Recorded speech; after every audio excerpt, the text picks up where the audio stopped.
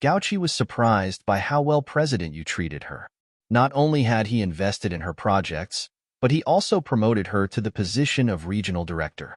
Surprisingly, though, his ultimate request was for her to rekindle her relationship with her ex-boyfriend, Zhao Yu, and she was expected to be the one to initiate it.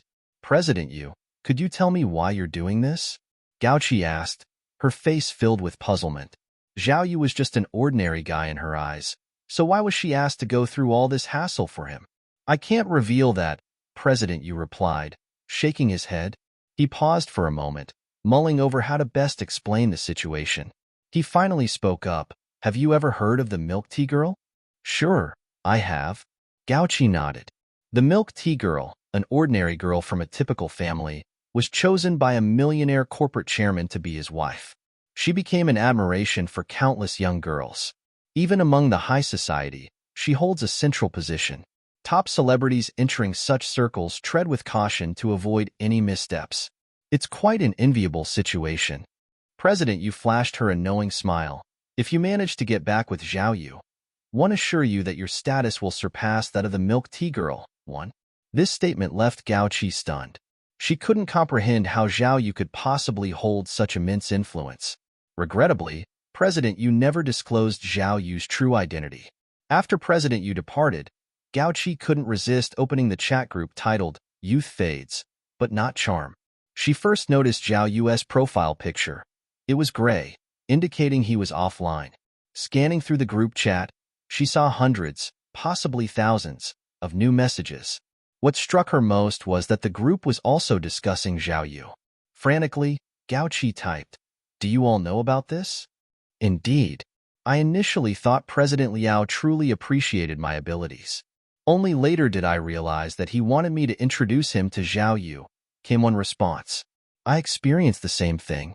One even asked them about Zhao Yu's occupation, but nobody would tell me, replied another. Can any of you tell me why Zhao Yu is being treated so deferentially by these influential people? Someone questioned. After a moment's hesitation, Wang Qian added to the conversation, I've heard that Zhao Yu is an orphan.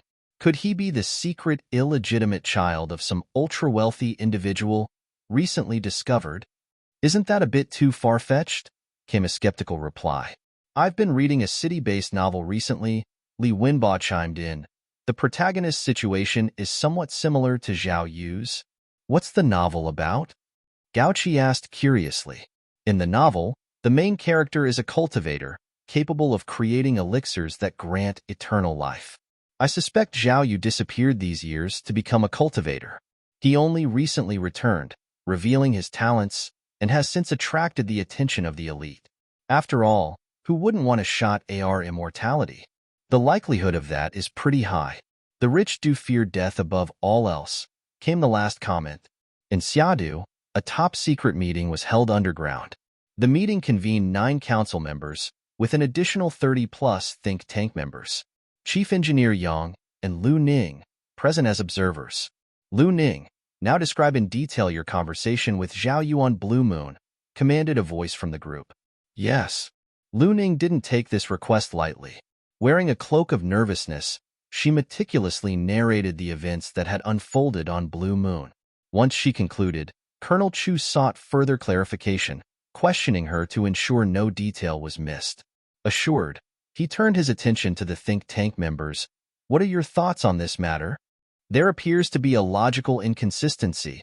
11 responded, the first of the think tank members to speak.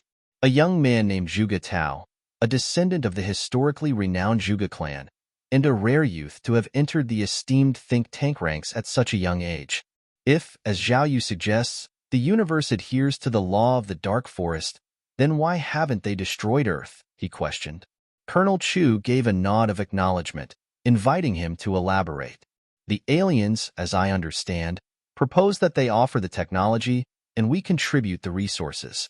Together, we construct a laser defense system around Earth to protect against the approaching alien fleet. However, there seems to be a flaw in this plan. Adjusting his glasses, Zhuge Tao continued, the alien fleet has set its sights on Earth. They had all the freedom to leave. So, why would they choose to aid Earth? Chief Engineer Yang couldn't help but interject. Is it possible that the dark forest law that the universe follows is fake? They lied to us, afraid that we would abandon them and contact the alien fleet? It's possible.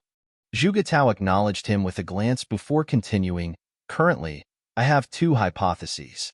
Let me share them, and you can judge which seems more plausible." Colonel Chu harbored his own suspicions, but saw no need to voice them. As a council member, it wasn't his role to preempt his subordinates. Furthermore, he wanted to benefit from their diverse perspectives, hoping to see a more comprehensive picture. The first hypothesis centers around Zhao Yu's claim. The universe adheres to the dark forest law, and civilizations are engaged in a fight to the death.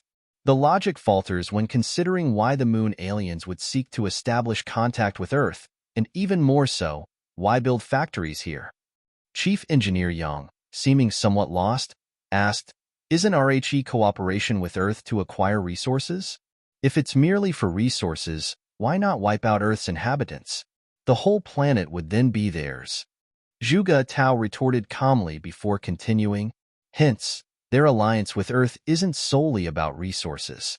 Their actual objective seems to be to spur Earth's technological advancement. I suspect that the moon aliens are primarily a fleet. For unknown reasons, their spacecraft, capable of traversing light years, conducting ultra-ion distance jumps, and teleportation, has suffered damage. Forced to land on the dark side of the moon, they discovered Earth's civilization. However, due to their severely impaired weapons system, they didn't reveal themselves. Instead, they captured some humans as a means to understand and study Earth.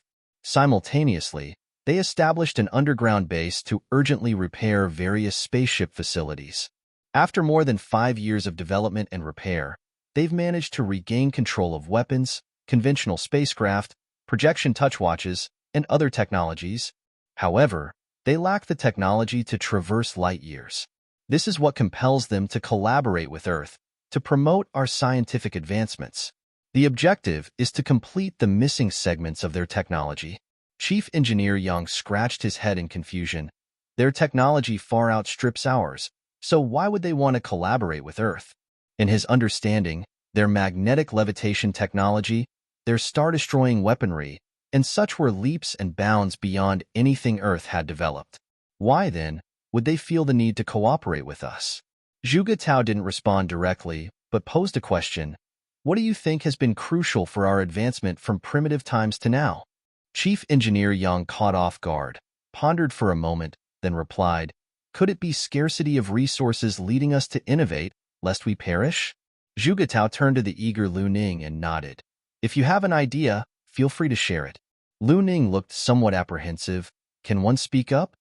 Surrounded by many wise individuals, she couldn't fathom why none of them were speaking up.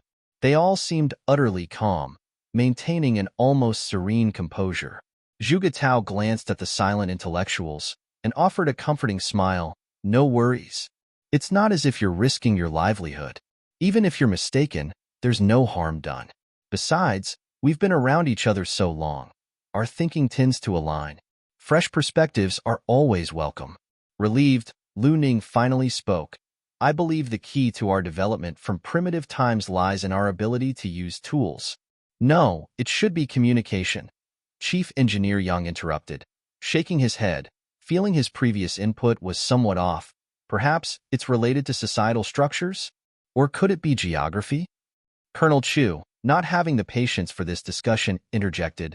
"There are 4 types of factors that foster the development of civilization: geography, politics, economy, and technology. But these are just textbook concepts, Zhuge Tao. What is your perspective?" "My view is that it's all about population." Zhuge Tao replied with a knowing smile. "Be it geography, politics, economy, or technology, with a sufficiently large population, you'll eventually get there. The more people, the more possibilities. Therefore, I believe the cornerstone of civilization's development is population." Returning to the previous question, it's known that these moon aliens arrived here due to a fleet crash, hence their numbers would understandably be limited. A significant amount of their technology is likely stored on their ships. This might explain the disparities in their technological capabilities. The key missing technology that would allow them to traverse light years back to their home planet is something they can't compensate for on their own. So, if they wish to return home, they're forced to momentarily violate the dark forest law and reluctantly cooperate with Earth to advance our technology. We can deduce that the moment their mothership is fully repaired, it would be the end of Earth as we know it. Alien fleets are coming, you say? Chief Engineer Yang asked in confusion. It could be a ruse, or it could be true. Zhuge Tao replied with a faint smile. If it's real, the aliens on the moon are willing to offer their technology, helping us establish a defense system. This implies that they're confident enough to face the alien fleet. Why else would they make such an effort? But if it's fake, then their motive is to create a tense atmosphere and urge our Earth's technology to develop vigorously. In addition, who said that the laser defense system must be used to resist alien invasion? When our goal is achieved, the laser defense system will most likely be turned into a weapon that can destroy the Earth, Zhuge Tao said with a solemn expression. Horse racing? After hearing this deduction, many representatives felt a chill run down their spines, and they felt suffocated. Hold on, Lu Ning interjected. According to your theory, they wouldn't have to disclose to us that the universe adheres to the dark forest law, would they? That's right. Zhuge Tao affirmed with a nod. This is the crux of my logical dilemma. They didn't have to disclose this information, yet they did. What I can think of is more logical. The universe does indeed follow the rules of the dark forest. They are just telling the truth? Colonel Chu interjected. If that's the case, aren't they afraid that we'll figure out their motives? Zhuge Tao shook his head, a cloud of bewilderment in his eyes. The cognitive processes of the moon's aliens significantly differed from those of Earth's humans. The only explanation I can conceive, he began, is that these moon-dwelling aliens don't represent the apex of alien civilization. It's not just technology, but also intelligence. The truly intelligent people will definitely stay in their civilization's cradle. Those who venture into the universe aboard spaceships are likely just crew members and warriors. This also means that the people who rule the alien base on the moon are like Lu Ning, Zhang Tao, and Wang Dongdong on Earth. They fell to a primitive era. They might have originated from a superior civilization, but they brought only a fraction of it. This results in certain shortcomings in their perception and problem-solving abilities. As he spoke, he glanced at Lu Ning, implying that the upper limit of intelligence for aliens on the moon was the same as you. You didn't even realize that there were flaws in your thinking. The councilman presented looked at the other thinkers. Seeing them speechless, they understood that Zhuge Tao's assumption had essentially excavated everything substantial. What remained were minor details, lacking in significance. Tell me your second hypothesis. Colonel Chu nodded. The second hypothesis is that the law of the universe forest is false. If it's fake, hence there must be another way civilizations coexist in the universe. Let's assume that there is a law among space civilizations that forbids the invasion of native planets that have yet to join the universe family. The moon aliens' actions are to hide Earth from other civilizations and use it to scheme for benefits. As for what these gains might be, that depends on what's most in demand among current universal civilizations. Resources, it should not be the issue as the other planets in the solar system have plenty of those as well. There's no need for them to keep an eye on Earth. I personally think that it might have something related to humans. For example, the intelligent life forms born in each civilization have an upper limit to their aptitude, and the speed at which they comprehend the laws of the universe varies. Some intelligent life forms might need 10,000 years to develop from the first industrial revolution to the second industrial revolution. As for us Earthlings, we can break through and develop at rapid pace in an extremely short time. Chief Engineer Yang scratched his head perplexed. The threshold for the first and second industrial revolutions doesn't seem to be high, right? This is what you think as an Earthling. Zhuge Tao nodded. Because you're already an Earthling, so you will find it easy. But think about it from another perspective. If you were a cat, how would you understand that humans can control light with the flip of a switch? Imagine if the majority of civilizations in the universe evolved from cats, dogs, pigs, or even non-carbon-based life forms. then we humans are the privileged ones. We might not have the greatest potential, but we're certainly in the upper tier. This also explains why the alien civilization built a canopy and laser defense system for Earth. They want to dominate Earth and use our intelligence and insight to propel their civilization even further. Chief Engineer Young was a little unwilling and questioned again. Then why didn't they do this more than 5 years ago? Why did they have to delay it by 5 years? If you have to need a reason, there are thousands or even countless of them. Zhuge Tao shook his head. It could be the universe's laws, or it could be the internal discussion of the civilization that lasted until current event. There are too many possibilities. Colonel Chu saw that Zhuge Tao's two assumptions were not too far apart of his own thoughts. He did not waste any time and turned to the people from the think tank. Now, let's formulate a strategy based on these two theories. The wise men could analyze both scenarios. What important was how to countermeasures them later. I'll tackle on the first one. The universe follows the dark forest law. Our initial strategy is to keep a low profile and try to hide our true intention. Pretend that we still clueless about their ultimate goal. We will engage in superficial daily negotiations with them, thus keeping our intellect apart with theirs. The first to voice about his opinion was a silver-haired old man. I'll handle the second strategy. Maintain a public pretense while secretly establishing the Blue Moon Research Institute on the ground. This will study aliens' technology while subtly allowing the others to discover our actions, making them believe they know our progress. Simultaneously, we set up the real, highly classified Alien Technology Research Institute underground to find ways to counter the aliens. Thirdly, when they plan to expedite the development of a certain technology on Earth, try to slow down the progress as much as possible to buy time for the final destruction of Earth. The 10th option is to sit back and watch the fight unfold. We'll wait for the new alien fleet to fight to death with the moon's alien fleet. 11th, kill with a borrowed knife. Reach out the new alien fleet secretly and eliminate the moon aliens.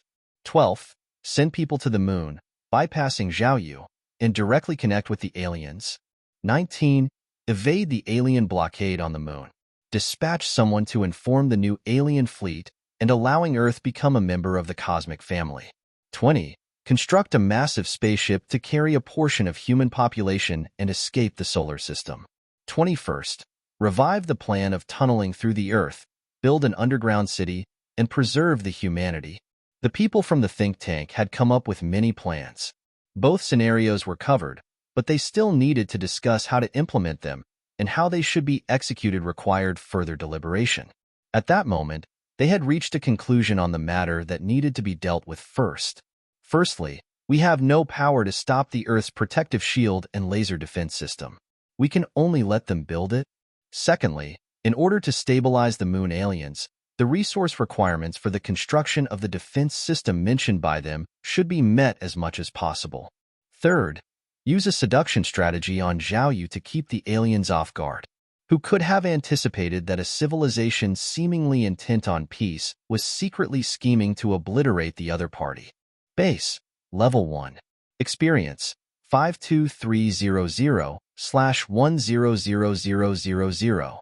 Technology points, 2,935 points. Increase by 1 point per hour. When Zhao delivered the prototype and received the resources, the mysterious merchant title was activated.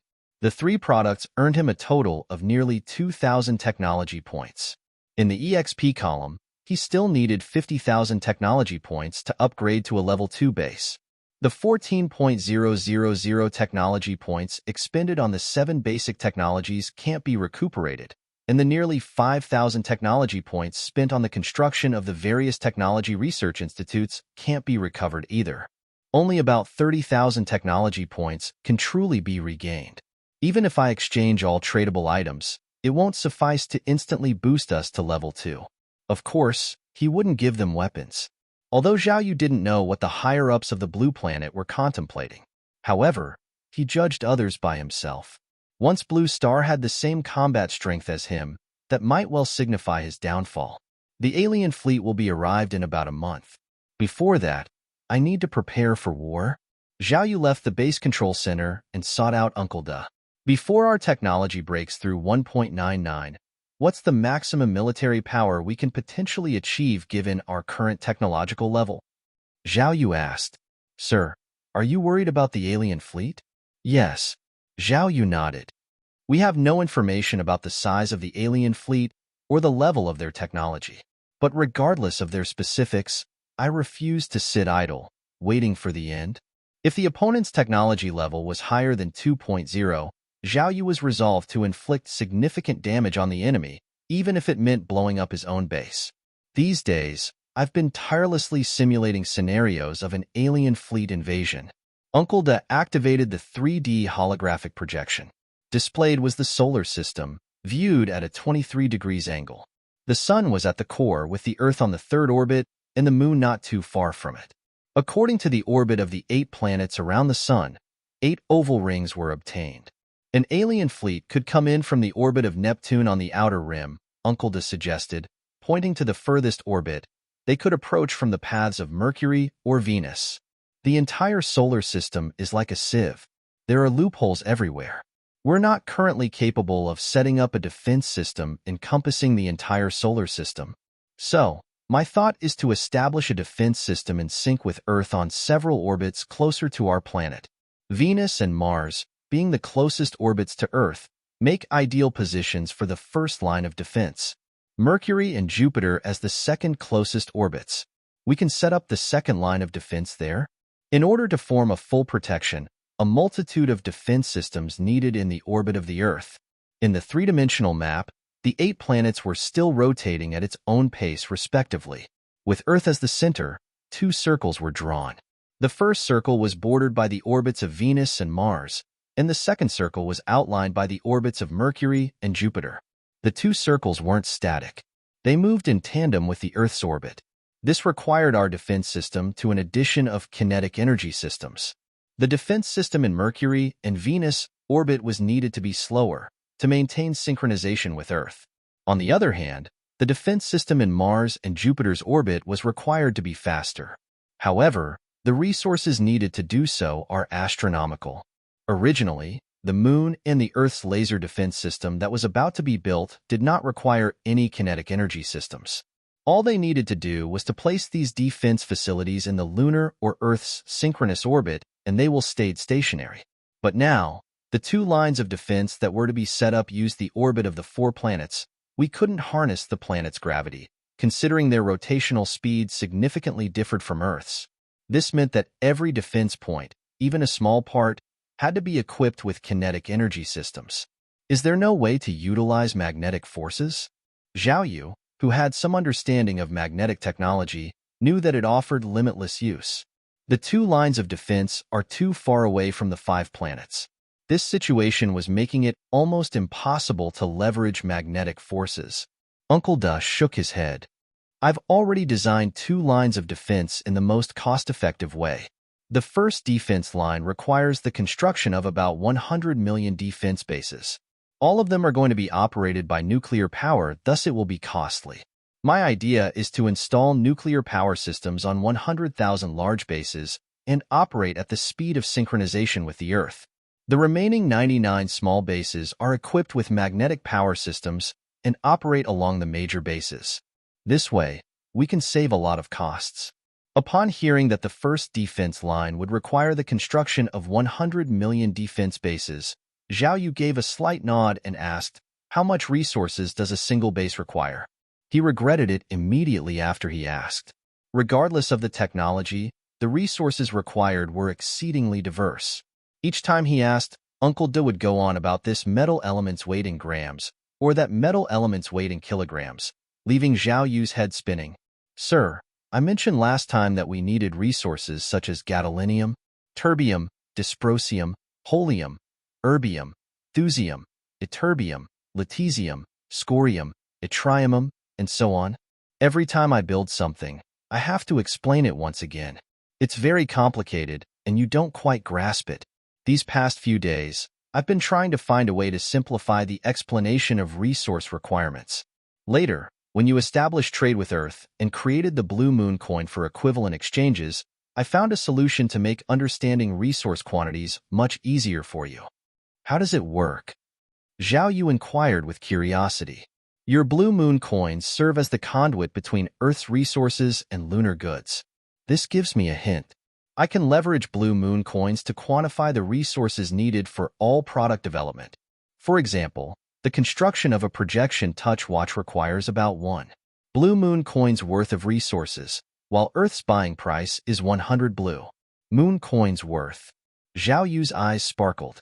This quantitative method indeed clarified things for him. Otherwise, he was always unsure whether the resources obtained from Earth were surplus or insufficient. After all, during transactions, Uncle Da had to provide a list of what was needed, and it was mostly incomprehensible to him.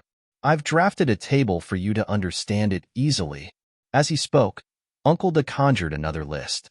List of resources equivalent to Blue Moon coins required to produce 1 unit of product without consuming technology points. Projection touch watch, 1 Blue Moon coin equivalent resource. Basic robot, 3 Blue Moon coins worth of resources. Maglev car, 5 Blue Moon coins worth of resources. Transport ship, 10,000 Blue Moon dollar equivalent resources. U-shaped warship, 15,000 Blue Moon coins worth of resources. Star Destroyer Cannon, 1 million Blue Moon dollars worth of resources. Zhao Yu immediately understood the stated price. So the Star Annihilator Cannon gobbles up that much in resources. Oh, right, he asked curiously. Speaking of which, how much did we charge Earth in Blue Moon coins for those 3 products? Sell the projection touch watch to them for 100 Blue Moon coins worth of resources. Basic robots for 300 Blue Moon dollars. Maglev cars, sold them for 500 Blue Moon dollars worth of resources. So, we've made a killing, haven't we? Zhao Yu instantly brimmed with excitement. Previously, without a benchmark, he had no sense of how much profit he was amassing from Earth. He just knew it was significant. Now, with Uncle Da making such a comparison, he was entirely stoked. Sir, do you want to hear about the resources needed for the first line of defense? Zhao Yu had a foreboding feeling and ventured. How much does a large base cost to construct? 1,000 Blue Moon coins and resources. So expensive? 10 base points could build a transport ship. The issue was, the first line of defense needed 1 million large bases, totaling a staggering 1 billion Blue Moon coins worth of resources. What about smaller bases? 100 Blue Moon coins worth of resources. Zhao Yu felt a bit lost and unsure. Uncle Da, how many of these smaller bases are we planning to build? 99 million of them are equivalent to 9.9 billion Blue Moon dollars worth of resources. Adding on the resources required by the base point, the first line of defense will require a total of 10.9 billion Blue Moon dollars worth of resources. That much? Zhao Yu gasped, utterly taken aback. Commander, would you like to know the cost in Blue Moon coins for the resources required for the second defense line? Let's not. We will discuss it later. A wave of exhaustion washed over Zhao Yu. The first defense line demanded a resource value of 10.9 billion Blue Moon coins. The second line, with its wider operating orbit, would undoubtedly cost more. Uncle Da nodded and continued, Commander, our lunar base needs expansion. The fleet of warships and the production lines required for both defense lines. Cut to the chase, what's the cost? Roughly, we're talking about 5 billion in Blue Moon coin equivalent resources for the production line alone. Once established, we can mass-produce soldiers within a short period. All right, 5 billion Blue Moon dollars worth of resources, and it was merely for the production line. Did the soldiers not come with a price tag? Just the U-shaped warships alone cost 15,000 Blue Moon dollars. 10,000 warships would cost 150 million, not including the other types of warships. Zhao Yu felt a headache creeping in. Uncle Da, he began. What's the progress on the Mercury and Venus projects? Uncle Da shook his head. Without the upgrade of the third-generation nuclear fusion reactor, the projects are practically on hold. After all, at our current speed, even a round trip to Mercury, our closest planet, would take several months. We simply can't wait that long. Seeing Zhao Yu's disappointment, Uncle Da quickly added, Commander, there's no need for such pessimism. Our lunar resources might not be as rich as Earth's, they're about 1/10, but our daily mining output is not insignificant. How much can we mine every day? Zhao Yu hurriedly asked. About 10,000 blue coins worth of resources. That's all. This amount was paltry compared to the billions of resources he needed. On our moon, we have abundant reserves of iron, copper, sodium, silicon, helium-3, titanium, potassium, and more. If we converted all of this to blue moon coins, we could mine an equivalent of about 100 million blue moon coins per day. Uncle Da shook his head. But many products require more than these resources. So, mining these surplus materials is pointless. They just sit there. Zhao Yu grasped this point. Every piece of technology needed a diverse set of resources. Not everything could be built with iron alone. They lacked rare metals and rare earth elements, many of which could be found on Earth but not on the moon. To give a simple example, a projection touch watch involves millions of manufacturing processes. One step in creating the optical sensor, which involves dealing with the electromotive force generated by the photoelectric effect, requires many semiconductor materials like GU, PBS, CDs. Many of the elements required in refining these semiconductors are scarce or completely non-existent on the moon. We need to import them from Earth. I know. Zhao Yu massaged his temples, feeling as if he was drowning in unforeseen debt. He regretted allowing Uncle Da to quantify resource needs in blue moon coins. How wonderful it would be to simply be a carefree commander. After catching his breath, Zhao Yu finally voiced about his plan. Right now, the priority is to upgrade the third-generation nuclear fusion reactor. We're still short of 7,500 tech points. Make another list. See which non-essential tech products we could trade with Earth. The third-generation nuclear fusion reactor upgrade needed 10,000 tech points.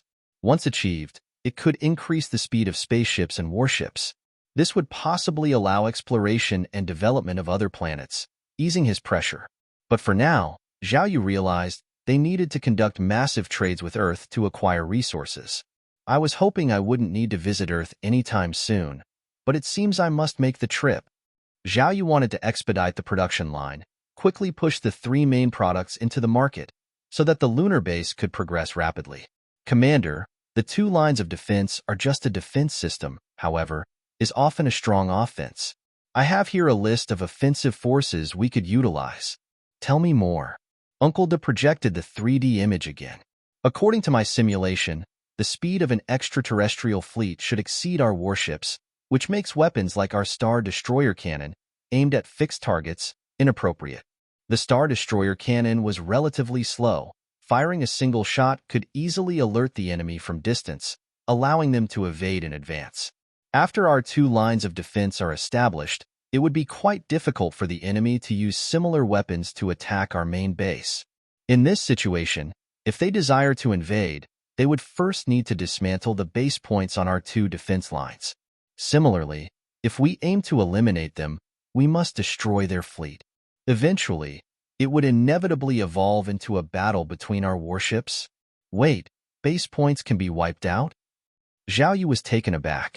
He had assumed that once a defense system was established, it was invincible as long as the technological superiority was not significantly in the enemy's favor. Absolutely, each base point has a limited energy reserve. If the enemy intensely attacks a specific base point, its energy could be completely drained. In that case, you're saying even our defense line isn't secure, and there's a possibility of alien spaceships breaking through? Exactly. At such times, we would need our space warships to compensate for the loss, fend off enemy ships, and repair the base points. After listening to Uncle Da's description, Zhao Yu scratched his head. So, our war with the alien would essentially be a drawn-out war of attrition. Not necessarily. There might be two possibilities. The first option, as mentioned above, the alien fleet's technological level might not greatly exceed ours, and they might not be significantly stronger. In this case, both sides would have some wiggle room to maneuver.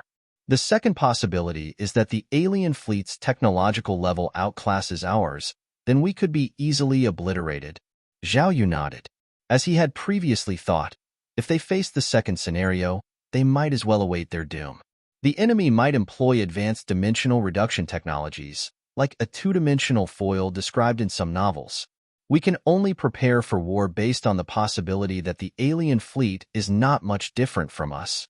At that point, Behind each defense line, we would need to establish 12 military bases, deploy numerous mobile units, and be prepared to support any base point under attack at any given time. The 12 bases would be evenly distributed, encompassing the spherical defense line with Earth at its core.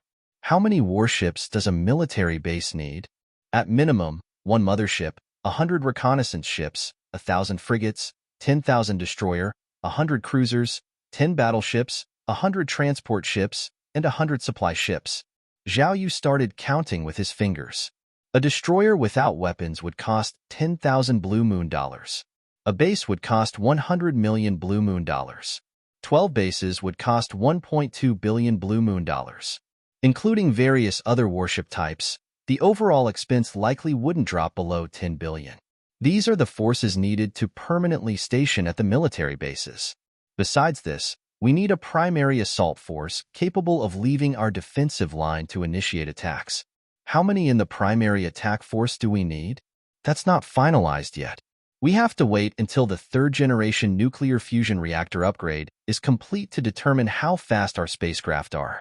Otherwise, if we're slower than our adversaries, we're just sitting ducks once we venture out. Of course, if our speed has no match to the enemy, we can put in more effort in concealment. At that time, the main attacking force might have to choose smaller warships. Scratching his head, Zhao Yu asked, "Could my space soldiers come in handy?" Yes. Unklida nodded. The smaller the stealth-equipped warship, the more effective it is. If we're slower than the enemy, our space soldiers could use these smaller warships to get close to the enemy fleet. Can their weapons penetrate the enemy's warship armor? These can all be adjusted. We have various types of space combat robots. Depending on the specifics of the enemy warship, we can make the necessary modifications. Zhao Yu shook his head, realized it was futile to contemplate so much now. They'd have to wait until the alien fleet arrived, and they've gathered enough intelligence to strategize the next steps.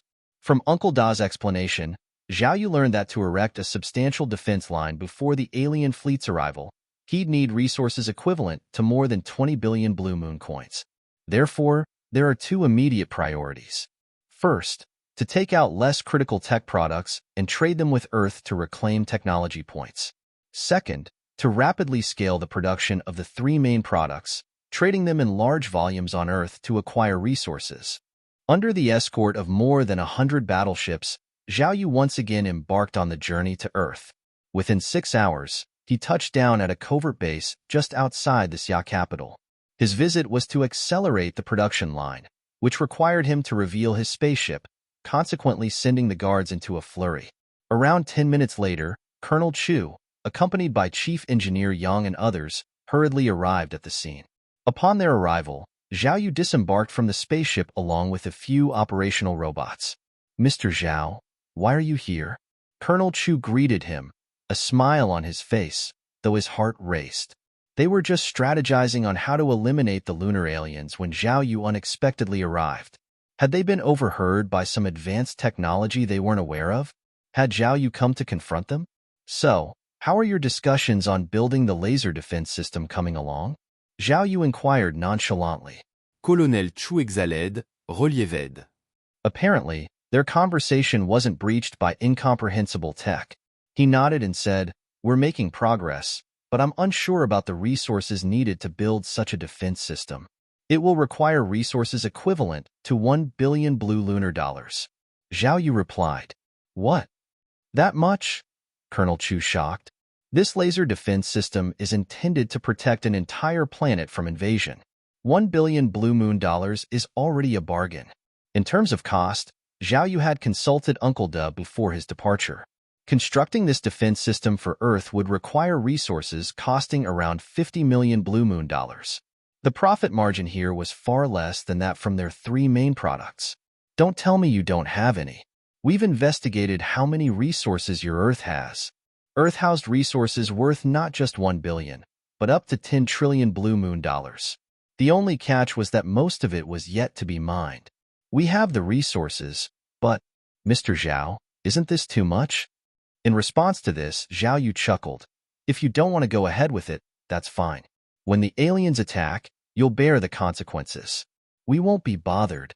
"Alien attack? Were they threatening an attack if we don't comply? Colonel Chu mused.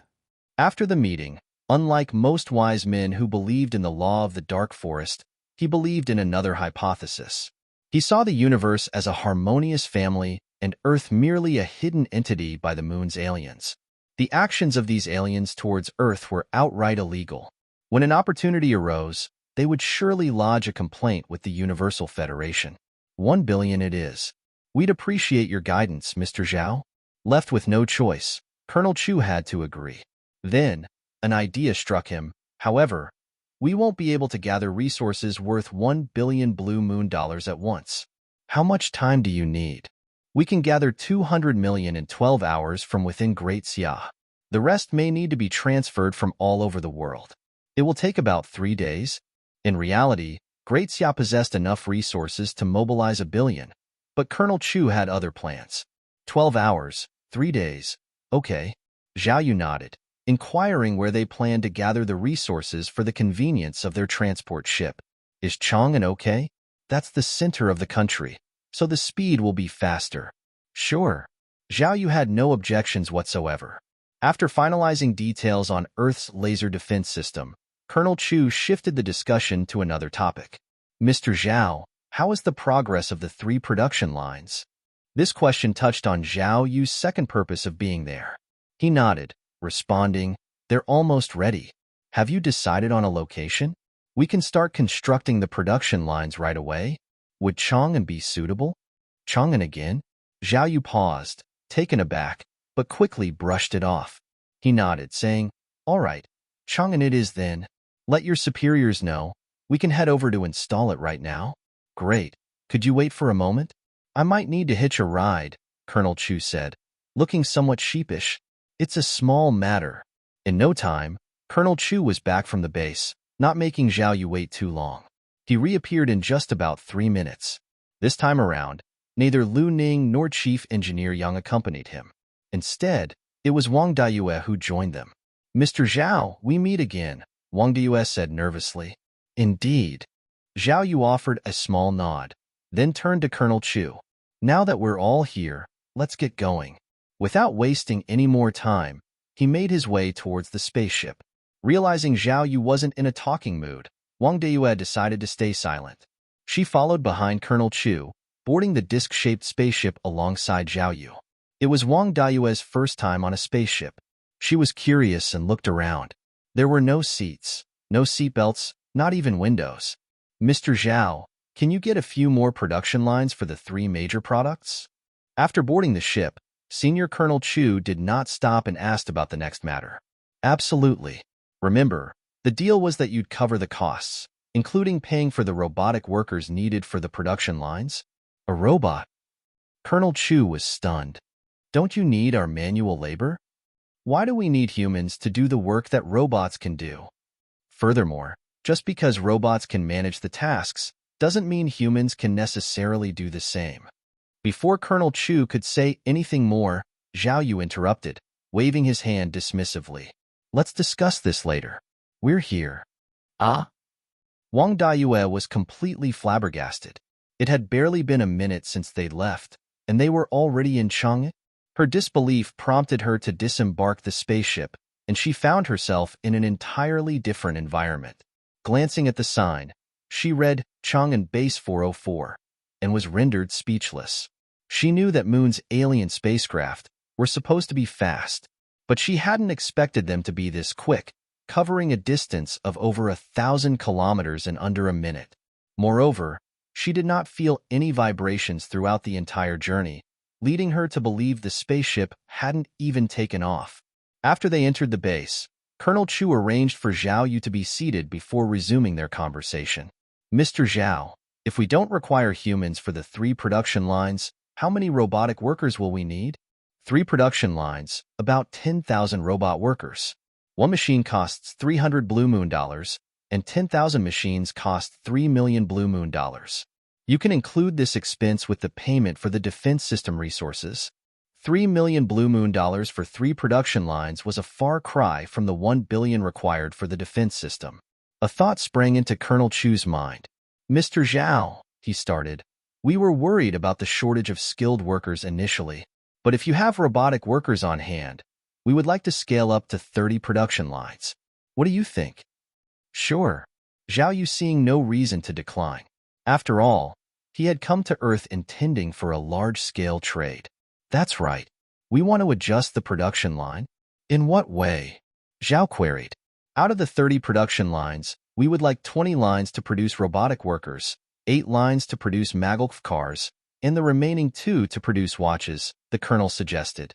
That's up to you. It's all doable. Colonel Chu went on. There's also the matter of the maglev cars. Can they be altered to manufacture maglev buses? He elaborated. The maglev cars are too expensive for ordinary people. So, we're thinking of commercial use, which should be more profitable.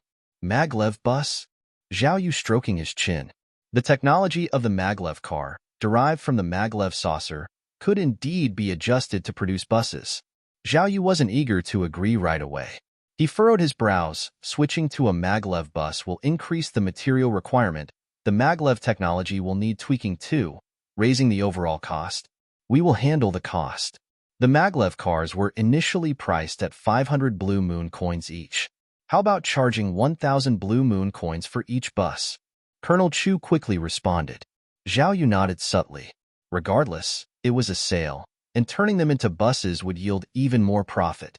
How many maglev buses do you need? If the test results come back positive, we plan on replacing all existing transportation globally. We might need at least 1 million units then. 1 million units meant 1 billion Blue Moon coins. Even after factoring in the cost, they could still construct 90,000 carriers. This deal was indeed profitable. Mr. Zhao, we have another request. Let's hear it. Colonel Chu nodded and said with a clear tone, It's like this. We found that your robots are extremely intelligent. They can almost replace 99.99% of our workforce. Therefore, we also want to take this opportunity to benefit humanity. By using robots to wholly supplant manual labor, we aim to encourage everyone to purchase robots. We are considering offering interest-free loans for robot purchase.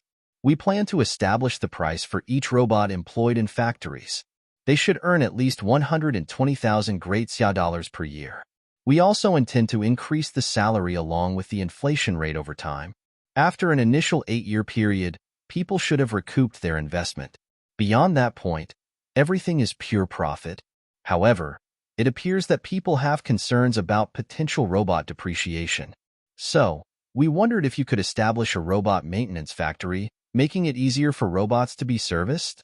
A repair facility? Zhao Yu found himself surprised by this idea. He had never considered it before. Colonel Chu saw his hesitation and quickly added, We will pay for the repair costs. As long as the price is reasonable, our team of experts has devised a plan for a robot insurance scheme that would handle all maintenance expenses, potentially even yielding a profit. Eventually, the government will fully support the people, aiming to free their hands from labor, similar to how we promoted real estate. We want to encourage individuals to buy robots. We could indeed establish a maintenance factory. After pondering a while, Zhao Yu continued, But if robots are such a lucrative business, why wouldn't the manufacturers buy for themselves? He had originally intended for robots to enter the Earth market, targeting manufacturers as primary buyers. The concept of regular individuals buying them hadn't crossed his mind. The products targeted at ordinary people were only robot attendants, and the sales were expected to be lower than robot workers. No matter how rich the manufacturer is, how much can they buy? Colonel Chu confidently retorted, smiling.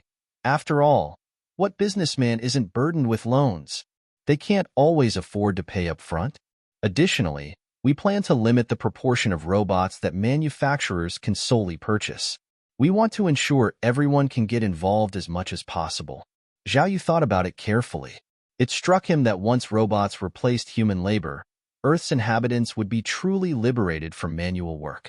Even if people chose not to work, they could still survive on the income generated by their robots. After all, the robots would be bought on interest-free loans, with their earnings used to repay the debt. Zhao Yu did not expect that he was on the verge of making a significant contribution to humanity. Moreover, considering the global population of 8 billion people, Each owning a robot, the final sales could potentially reach a staggering 2.4 trillion Blue Moon dollars. A 2 trillion Blue Moon dollar market stirred up Zhao Yu's enthusiasm. If this initiative succeeded, he might not only consolidate the first line of defense, but even establish the second. Setting up the repair factory won't be an issue. Let's have it next to the robot production plant, ready for repairs whenever needed, declared Zhao Yu, confidently patting his chest. Seeing that the matter was settled, Colonel Chu gave a sigh of relief. Mr. Zhao, why don't we grab some food first, then head over to inspect the site? No need, let's proceed right away. Knowing the enormous profit potential the robots could provide, Zhao Yu couldn't contain his eagerness. He was itching to get the robot factory started and begin reaping the benefits. Zhao Yu took the spaceship and headed towards the site Colonel Chu had pointed out. To accommodate the factory, Great Xia had purposely allocated 1,000 square kilometers of vacant land, designating it as the Blue Moon New District. It was spacious enough to house not just 30, but even 300 production lines if needed. Apart from that, he also transferred 100,000 engineers to lend a hand. Naturally, Zhao Yu did not require their assistance. He had the 100,000 engineering robots aboard the 30 transport ships descend and efficiently set up the production line. According to his estimation, 30 production lines could be fully operational within a day at most. Upon learning the estimated completion time, Colonel Chu grinned. Mr. Zhao, we have a tradition here in Great Xia. We hold a ribbon-cutting ceremony to celebrate the completion of a project. Will you? Zhao Yu smiled and nodded. I'll definitely be there. It's my factory. How could I possibly miss it? Is it comfortable for you to be on camera? Colonel Chu explained in a somewhat nervous tone. The thing is, we've publicly declared that these 3 products are developed by Blue Moon Technology. It'd be excellent if you could represent on camera? Zhao Yu mulled over it momentarily, concluding that it wasn't a big deal. At worst, he'd become a public figure. Anyway, he rarely stayed on Earth, so he agreed without hesitation. Then, Zhao Yu and Colonel Chu agreed on the location of the 1,030 million Blue Moon dollars in 12 hours. Having finalized these details, his work on this Earth visit was essentially done, except for the arrival of the resources. Zhao Yu decided to stay on Earth for the time being. He planned to visit the school where he had stayed for 4 years. On the ground, Colonel Chu watched Zhao Yu's spaceship disappearing into the horizon. He exhaled in relief. He chose to build the factory in Chang'an, as well as pick up the goods in Chang'an for 12 hours, including the ribbon-cutting ceremony 24 hours later.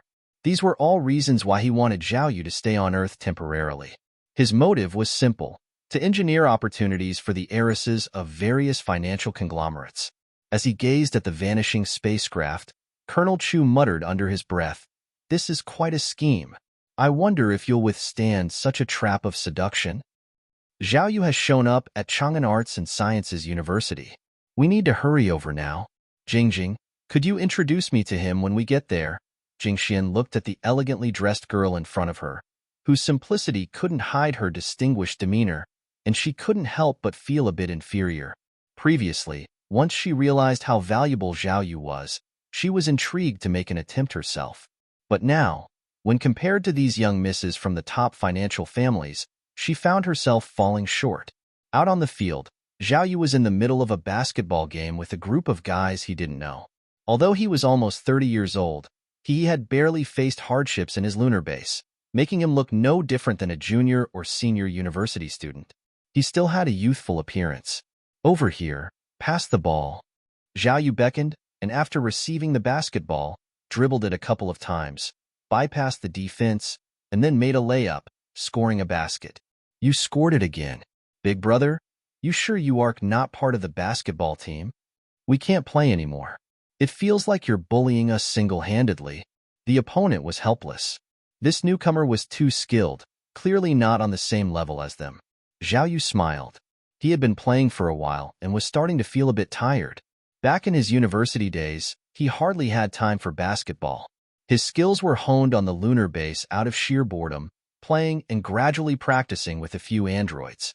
Zhao Yu sat down on the stairs and felt a little thirsty. Just as he was about to stand and find a secluded spot to return to his spaceship for a drink, a bottle of water was suddenly handed to him. Hey, Would you like some water?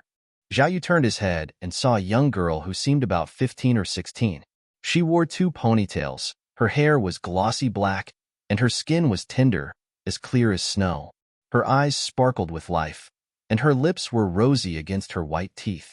She was adorable. No, thank you. Zhao Yu waved his hand and refused. Being 30 already, he was aware that he shouldn't accept drinks from strangers, especially when he's out. Particularly if it's from a woman, he had to be extra cautious. Even if the cap looked perfectly sealed, who knew if the other party had tampered with the bottle, perhaps injecting something inside? Wow, you were so amazing at basketball just now. Despite being rejected, the twin-tailed girl wasn't disheartened. She positioned herself in front of Zhao Yu, her face filled with admiration. Zhao Yu took a moment to size her up. The girl in front of him was petite, barely 5 feet tall. She had a delicate figure, seeming quite fragile. Her clothes were fashionable, a pink princess dress with multiple layers, really intricate. She was wearing a pair of child-sized crystal shoes. Her lacy stockings were adorned with a butterfly ribbon that shimmered, as if a real butterfly had landed on it. It looked lovely. Would you like to be with me? What on earth just happened? Zhao Yu was stunned. He examined her expression closely. She looked serious, not like she was joking. What did you say? Do you want to be my boyfriend? Zhao Yu touched his face. Did he become more attractive?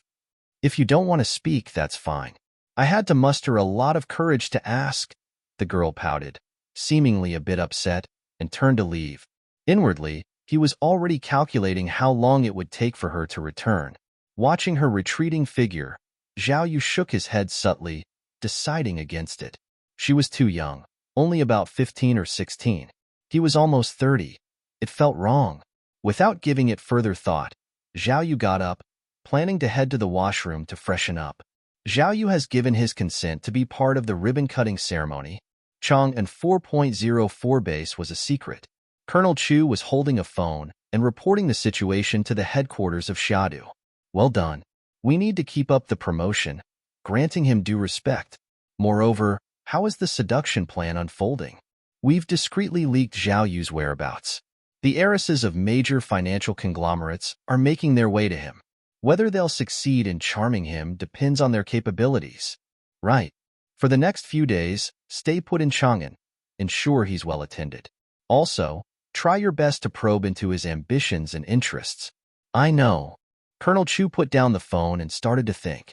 The plans, be it the ribbon-cutting event or keeping Zhao Yu on Earth, were all brainchildren of Great Xia's strategy team. Chu's role was just to execute. The plan to lure Zhao Yu using fame, wealth, power, and beauty in order to find his weaknesses was a strategic move. If successful, controlling Zhao Yu would become significantly easier. Wang Daiyue, do you think they can succeed? Quite likely. The women selected by these conglomerates are globally renowned beauties, each unique and perfect in their own way. Even I, upon looking at them, am captivated. Wouldn't Zhao Yu, a man, be even more susceptible? Indeed, with this, we should be able to bring Zhao Yu under control. Colonel Chu nodded in agreement. He had shown the pictures of these women to his male colleagues, and everyone seemed smitten. If even they, individuals with iron wills, were enchanted, how could Zhao Yu, a common man, resist? Gao Qi sat in the car, her mind preoccupied, struggling with an internal conflict. As the saying goes, a good cow does not graze on turned ground. She had closed the chapter with Zhao Yu, so there shouldn't be any ties left. Yet, CEO Yu treated her exceptionally well and presented a massive opportunity before her. After grappling with her feelings, she decided that her ambitions outweighed her emotions.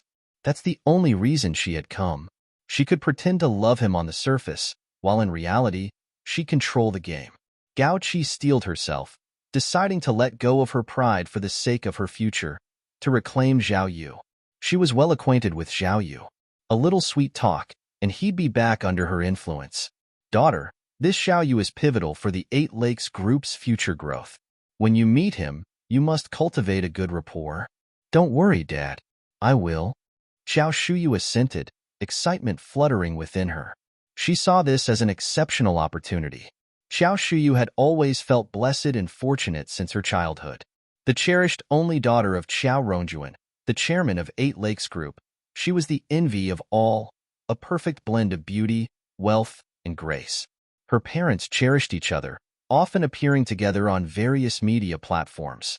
Being an only child, she was showered with love, spoiled to her heart's content, while others had to master numerous skills from a young age, like company management or leadership qualities. She was allowed to revel in the joys of life under her father's indulgence. However, all this changed dramatically a year ago. She now had a younger brother. Qiao Rongjuan, her father, brought home a 16-year-old boy who was only 2 years younger than her, introducing him as her new brother. With him was the so-called second mother. At that moment, the idealized image of her father shattered in her mind. Xiao Shuyu finally understood why her father had indulged her whims all these years. It was because he had never intended her to succeed him at the company. She had protested, caused a fuss, but all to no avail. Her usually compliant father was unyielding on this matter. He even went as far as to let this strange woman and her son live in their family manor. Since then, Xiao Shuyu had moved out, residing alone in an otherwise vacant manor. Now, an opportunity had presented itself. From her father's words, she understood that Zhao Yu held significant importance. The officials of Great Xia were even basing their decision to grant the regional rights for the Blue Moon Technology Company on Zhao Yu's personal preferences. She wasn't interested in Zhao Yu's background or identity. She only had one thought. If she could secure Zhao Yu, would she be able to regain control over the Eight Lakes Group?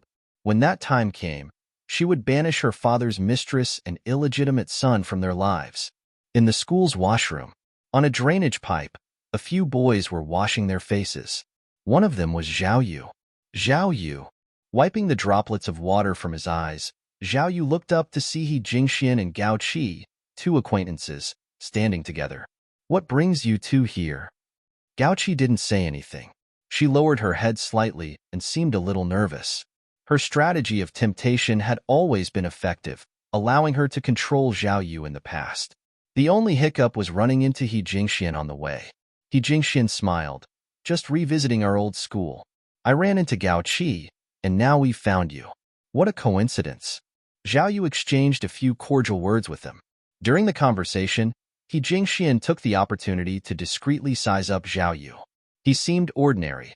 Unbranded clothes and shoes, no noticeable accessories around his neck or on his hands. This puzzled her. Had the consortium identified the correct person? This made her very confused. Did the consortium really find the right person? Was this ordinary-looking Zhao Yu the man they were supposed to find? Testing the waters, she ventured, "Zhao Yu, are you employed at Blue Moon Technology Company?" Blue Moon Technology Company. Zhao Yu nodded and grinned. Something like that. It was actually true. He Jingxuan's heart relaxed. Good. She hadn't tracked down the wrong person. "You're doing really well now. Blue Moon Technology Company. Your company has been all over the news these few days." He Jingxian ventured, "Old classmate. Where did this Blue Moon Technology Company spring from? I never heard of it before, and now it's suddenly a global sensation." Zhao Yu chuckled, opting to remain silent. Seeing she couldn't bait any information out of him, He Jingxian ditched the pretense and said bluntly, "I have a friend who found out that you're linked to Blue Moon Technology Company and would like to have a chat with you. Would you be free for it?" "Your friend?" Zhao Yu was taken aback. Sure, He Jingxian was a rich kid, but her influence was limited to this locality. Out of Chang'an, it meant nothing. Could her friend have discovered something about him? "She's the heiress of the Eight Lakes Group. We had dinner together before." Eight Lakes Group. Zhao Yu narrowed his eyes, seemingly grasping the situation. It should be that the Great Xia officials had done something behind his back. Is she here at the school now? Yes, this is her first time coming to our school. She said she wanted to take a look around. As He Jingxian spoke, she casually signaled to a girl standing not too far away. "Xiao Xiao, over here." Zhao Yu turned to look. Approaching them was a girl who bore a striking resemblance to the celebrity Qi Wei but had a cooler vibe. He Jingxian hastily introduced her to Zhao Yu. "Xiao Shuyu, the heiress of the Eight Lakes Group." "Mr. Zhao Yu, hello?" Xiao Shuyu, still catching her breath from her run, her chest heaving, came bounding over cheerfully. As she neared them, she suddenly stumbled and pitched forward into Zhao Yu's arms. "Are you all right?" Caught off guard, Zhao Yu almost lost his footing. He awkwardly steadied her, but in the rush, his hand accidentally brushed a place it shouldn't have. Ah, sorry. He quickly pulled away from the girl. Xiao Shuyu clasped her hands in front of her chest, her face flushed with embarrassment. This made Zhao Yu feel a little awkward. "Well, I didn't do it on purpose. I saw you fall, so I wanted to help you up. I know, I was the one who lost balance. I should be the one apologizing." Xiao Shuyu's voice was so soft and sweet, it sparked a sense of protectiveness. Chang'an Base 404. Colonel Chu was organizing the construction of a new factory in the Blue Moon district when someone found him. "Zhuge Tao? What brings you here?" "The higher-ups are concerned about you, so they sent me to assist." Zhuge Tao smirked. "Just intercepted a call related to Zhao Yu. Want to hear it?" "Go ahead." It was Jiang Yeye, the second daughter of the Huajin Consortium, talking to her best friend. In the call, she was boasting about how she had found Zhao Yu early and had already made her move. Colonel Chu paused. "Aren't they sisters?" "Well, they share a mother, but their fathers are different. On the surface, they play nice in front of their mother, but it seems there's a lot of conflict when she's not looking." After Zhuge Tao finished, he rubbed his chin. Jiang Yeye's move might jeopardize this meetup. "Should we send someone to warn the Jiang family?" Colonel Chu contemplated for a moment, then shook his head. "No need. No one really knows what type of woman Zhao Yu prefers. He might just fancy someone as spirited as Jiang Yeye. Before things are settled, let's send all types of women his way. Surely, one of them can win him over." 12 hours later. At the Blue Moon New District in Chang'an, resources equivalent to 230 million Blue Moon dollars formed towering heaps, claiming nearly half the space. 500 square kilometers area was cluttered with various types of ore, organized and neatly lined up. Upon seeing this, Zhao Yu commanded the 60 accompanying transport ships to land and start loading. It took 55 filled to the brim transport ships to completely clear the ground resources. 200 million Blue Moon dollars worth of resources fill this much space. To move the remaining 800 million, I'd need at least 150 more transport ships. They could opt for the ships to make several trips, but that would be too time-consuming. Many production lines in the Moon factory were still halted due to resource shortage. Colonel Chu was there the entire time, watching. The robot's efficiency, managing to load such a massive quantity of resources onto the ships, stirred a tinge of envy in him. "Councilman Chu, I came across some odd individuals today. Did you arrange this?" After finishing his business, Zhao Yu recalled the day's encounters at the school. Feeling it wasn't merely coincidental, he asked. Ah? Councilman Chu, slightly baffled, hurriedly asked for more details. Zhao Yu briefly described his encounter with Jiang Yeye and Xiao Shuyu. "What? We were completely unaware of this. Otherwise, we would never have allowed them to bother you," Councilman Chu said, clearly taken aback. "It must be some staff member who leaked the news and those consortiums found out?" Colonel Chu immediately apologized, adding, "Fortunately, whoever leaked the news likely only caught fragments of information, not knowing your true identity. They probably assumed you were a representative of Blue Moon Technology." Zhao Yu's suspicions aligned with this, and he gave a slight nod without further questioning. Leaving Earth, Zhao Yu hovered in the sky above the Blue Moon and got in touch with Uncle Da. "The resources are loaded. The first batch worth 200 million will reach the moon today. The second batch, worth 800 million, will take another 2.5 days.